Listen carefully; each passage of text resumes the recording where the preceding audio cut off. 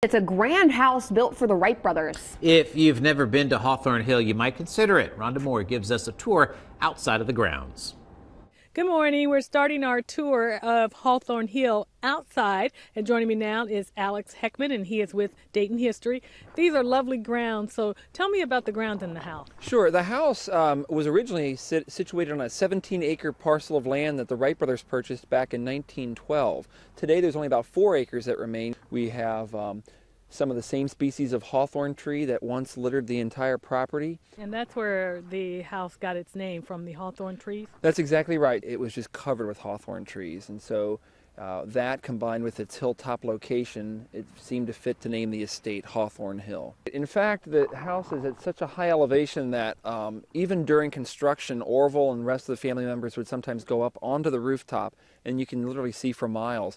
Off to the northeast, you can see Wright-Patterson Air Force Base, 8 miles away. They began construction in 1912, June of 1912. Unfortunately, it was after Wilbur Wright had died. He was only 45 years old when he died of typhoid fever. The project was picked up by his younger brother Orville and their sister Catherine, and the two of them really oversaw the construction during the next year and a half. They moved in April the 28th. Of 1914. So this was planned as the success mansion for the Wright brothers. It's a 6,200 square foot home. The intention was that Orville would have his own living quarters in the house, Wilbur would have his own living quarters, as would their younger unmarried sister Catherine and their elderly father. Now, if you would like to take a tour of Hawthorn Hill, you can do so on Wednesdays or Saturdays. Tours leave Carillon Park on a shuttle van at 10 a.m. and 12:30 p.m. prompt. You must make a reservation ahead of time. And coming up at 8:05, we're going to take you inside the mansion. Back to you guys.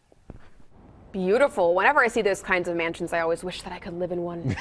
Someday, right? Yeah, thank you, Rhonda. And it's a mansion where Orville Wright once lived with his sister and father.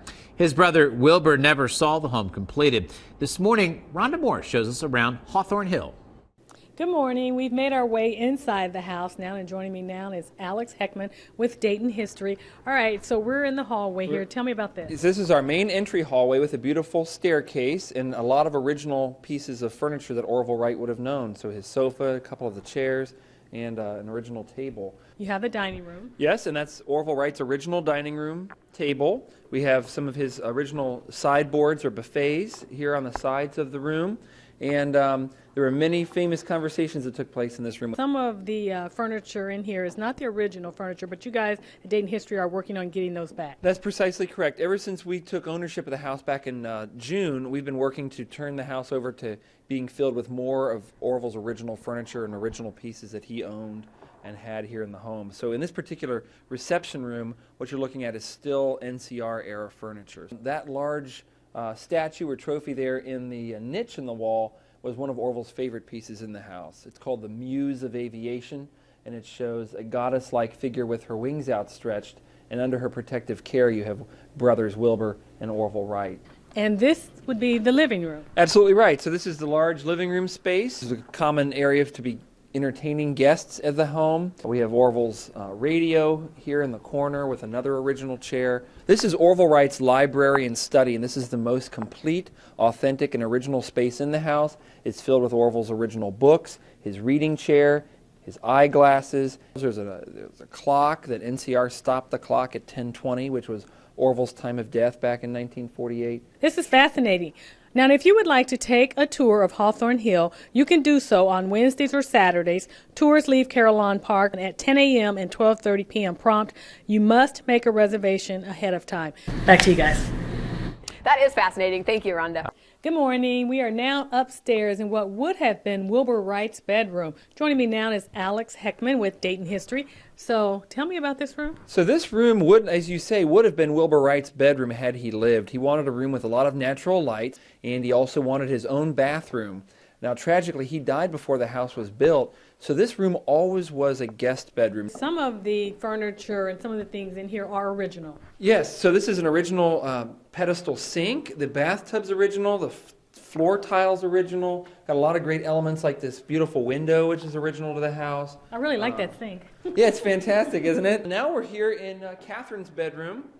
And this is one of the rooms where we've been doing a lot of work. We've pulled up the wall-to-wall carpet. We've removed that NCR-era furniture and we're now putting back original pieces like this bureau with the vanity mirror, this little table, with a nice view out onto the driveway.